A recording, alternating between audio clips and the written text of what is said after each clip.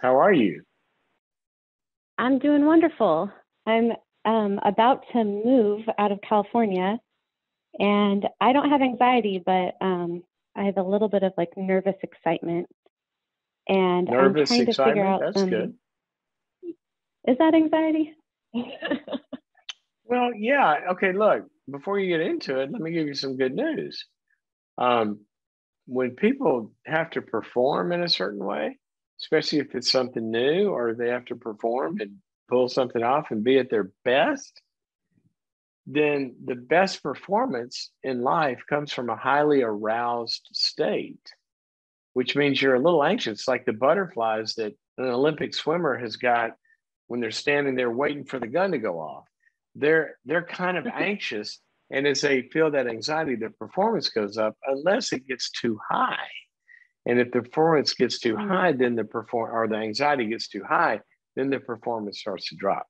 So there's nothing wrong with having some butterflies about a new, exciting, unknown. Where are you moving, by the I'm moving to Minnesota. way? Minnesota. Too warm out here in California for you? I've been here my whole life, and I just need a change. So I figured Got it. lake life will be Well, fun. Lakeline. There, you know what? It's a great place up there. We'll come see, or you can come see us in January. So tell me, what's your question? I'm just wondering if you have some recommendations for mental tools for handling change with resiliency. Yes, yes, we do. Um, you know what the number one resiliency drug is in the universe? No, stress.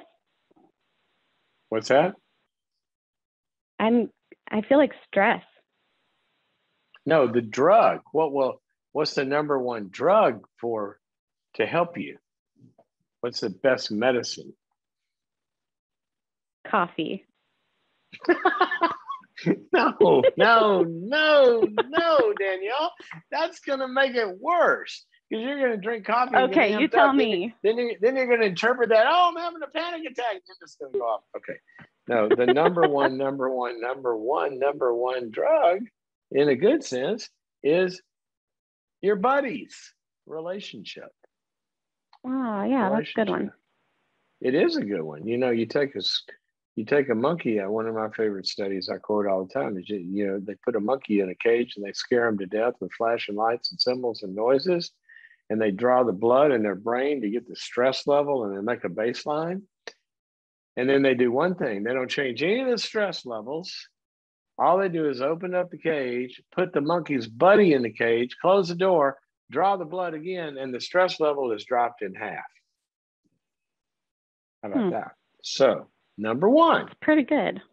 it's pretty good. So, number one, before you go, want you to put out some feelers and get some connections in your new town, whether they're friends you already know or they're bridges to easily made connections once you get there. Now, somebody's got some scouts out there that knows.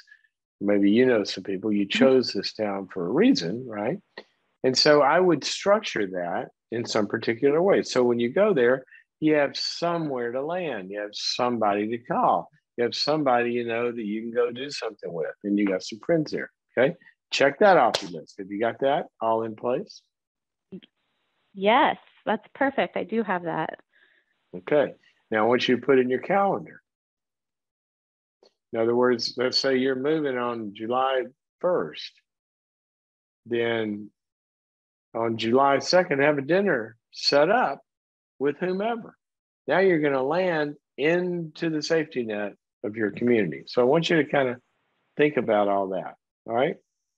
Now, the next thing is That's great. keep in mind, keep in mind the reasons, and I would draw a thing out with two columns. Keep in mind the reasons. Why am I doing this? What are all the reasons that I'm doing this? What is I'm going towards? What am I building? Okay. Or Hmm. also in that column, what am I getting away from? What is it I don't want to experience anymore that lives in California? Okay. So that's the good thing.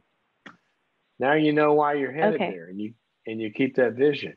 Then I want you to think about the particular activities that you're going to get engaged in when you get there. They give you a sense of control, of doing the things you can control. Like I'm going to find a church, and I'm going to find a job, and I'm going to be doing this and this, that. And so you don't just land into nothing land. And then I want you to list all of your potential distressing thoughts, the things that scare you, all right, and write them down. And then I want you to have another column that disputes each one of those thoughts. Like, well, what if I move and I hate it and then I've ripped up my life? Disputing thought.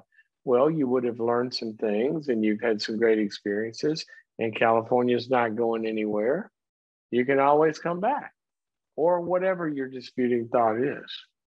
So as you begin to prepare yourself like that, and you know that you're going to have things in your head that can answer all of that, you're going to be in good shape. And then I would trust God. Are you a person of faith? Sure I am. All righty. Well, you know what I would do? I'd read some of those great stories like Abraham.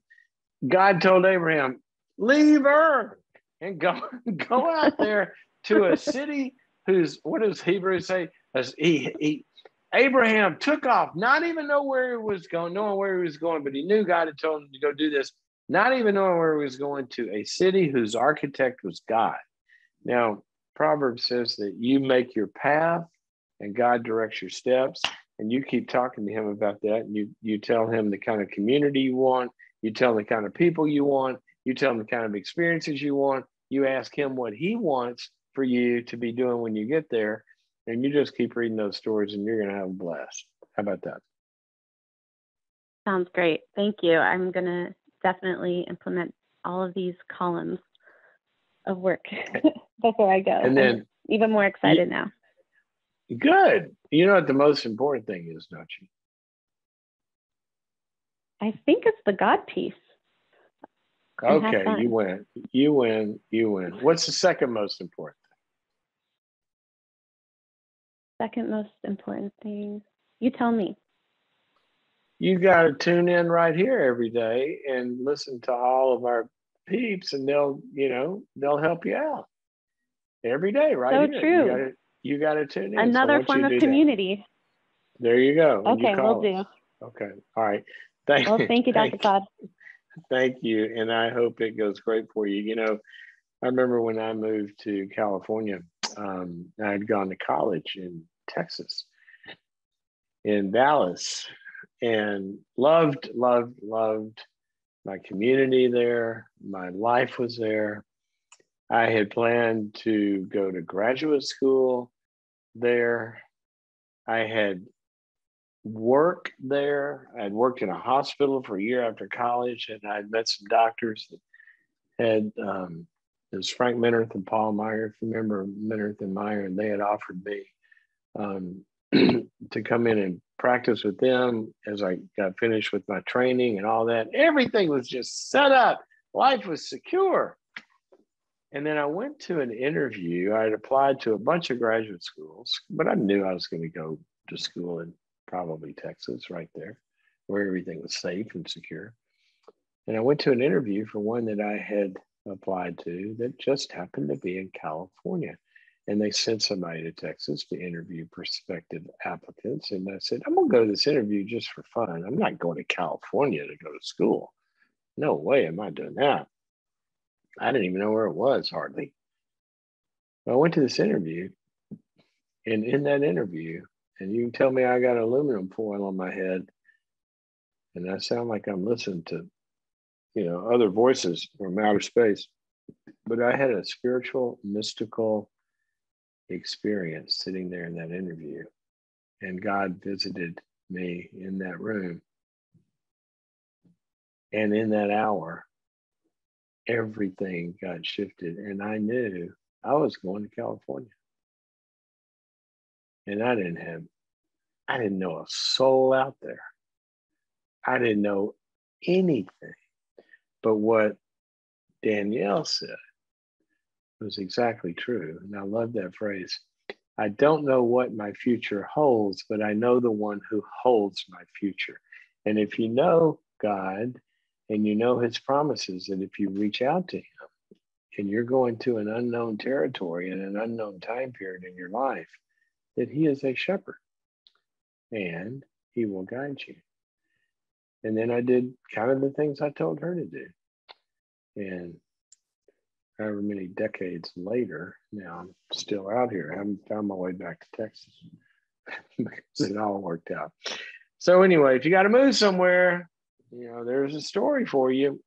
Hey, can work out pretty well, but it is a little scary when you think about doing it.